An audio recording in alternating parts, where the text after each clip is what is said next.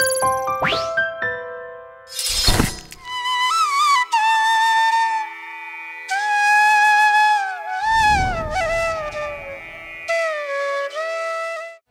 পর্বে আমরা পড়ব মাইকেল মধুসূদন দত্তের কবিতা বঙ্গভূমির প্রতি। তোমাদের আগের পর্বেই বলেছিলাম যে মধুসূদন স্বপ্ন দেখতেন তিনি বিশাল বড় ইংরেজি সাহিত্যের কবি হবেন, কিন্তু তিনি ইংরেজি সাহিত্যে খ্যাতি পাননি। আমরা আজকে এই যে মধুসূদনকে নিয়ে আলোচনা করছি বা তাকে মাথায় করে রেখেছি, সেটা তার বাংলা সাহিত্যে অবদানের জন্য। তিনি এমন একজন ব্যক্তি যিনি আমাদের আধুনিক চিন্তা ভাবনা করতে শিখিয়েছেন। তোমরা ভাবতে পারো, যখন মধুসূদন মেঘনাদবধ কাব্য লিখছেন আজ থেকে কতদিন আগে, তখন তিনি সেখানে রাবণ এবং ইন্দ্রজিৎকে নায়ক হিসাবে দেখিয়েছেন।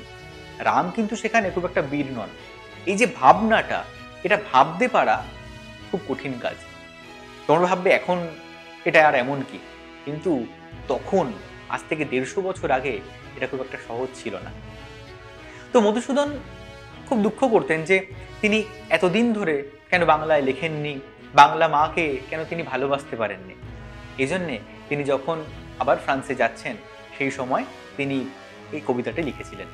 এবং এই কবিতাটা পড়লে তোমরা বুঝতে পারবে যে এই দুঃখটা তার কত গভীর ছিল। এ কারণেই কবিতার শুরুতে বাইরনের একটা উদ্ধৃতি কবি দিয়েছেন।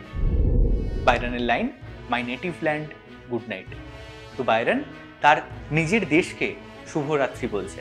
কেন বলছে? কবিতাটা পড়লে আমরা সেটা বুঝতে পারবো। কবি লিখছেন, রেখো মা দাসেরে মনে এ মিনতি করি পদে। অর্থাৎ কবি মা সম্বোধন করছেন কাকে? Native land. বাইরন কাকে বলেছিলেন? নিজের দেশকে। কবিও নিজের দেশকেই বলছেন যে মা, এই দাসকে মনে রেখো, এই ভৃত্যকে মনে রেখো। এই মিনতি বা এই প্রার্থনাই তোমার চরণে আমি জানাই। পদ মানে চরণ বা পা। কেন কেন কবি এরকম বলছেন? সাধিতে মনের স্বাদ ঘটে যদি পরমাদ, মধুহীন করুন আগো তব মনঃ কোপনদে। কি বলছেন? আমি যে মনের স্বাদ পূরণ করতে যাচ্ছি, সাধিতে মানে পূরণ করতে, মনের স্বাদ মানে মনের স্বাদ বা মনের ইচ্ছা। ঘটে যদি পরমাদ, পরমাদ মানে হচ্ছে প্রমাদ, মানে কোনো বিঘ্ন যদি ঘটে, কোনো অঘটন যদি ঘটে আমার মনের ইচ্ছা পূরণ করতে গিয়ে, মধুহীন করুন আগো মানে তোমার মনের কোকোনাথকে, কোকোনাথ মানে হচ্ছে পদ্ম, তোমার মনের পদ্মকে মধুহীন করো না। এই মনের পদ্ম মানে হচ্ছে কি? দেশ মাতৃকার যে স্মৃতি বা তার কাছে রাখা। কাকে রাখতে বলছেন কাছে? মধুকে, অর্থাৎ মধুসূদনকে। প্রবাসে দৈবের বসে জীব তারা যদি খসে, এ দেহ আকাশ হতে নাহি খেদ তাহে। কবি কি বলছেন?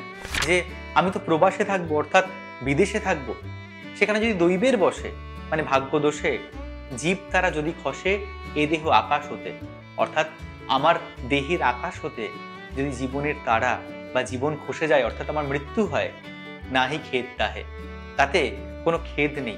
কেন খেদ নেই? জন্মিলে মরিতে হবে, অমরকে কোথা কবে। অর্থাৎ জন্মগ্রহণ করলে তো মৃত্যু হবেই, মানুষ তো মরণশীল। অমরকে কোথা কবে, কবে কে কোথায় অমর হয়ে আছে। চিরস্থির কবে নীর, হায় রে জীবন নদে। এই জীবনের নদীতে নীর মানে জল তো কখনো চিরস্থির হয়ে থাকে না, তাই জন্মালে মৃত্যুবরণ করতেই হবে। কিন্তু তাতে কবির কোনো খেদ নেই। কিন্তু কেন খেদ নেই, সেই বিষয়টা আছে কবিতার পরবর্তী অংশে, যেটা আমরা পড়ব পরের পর্বে।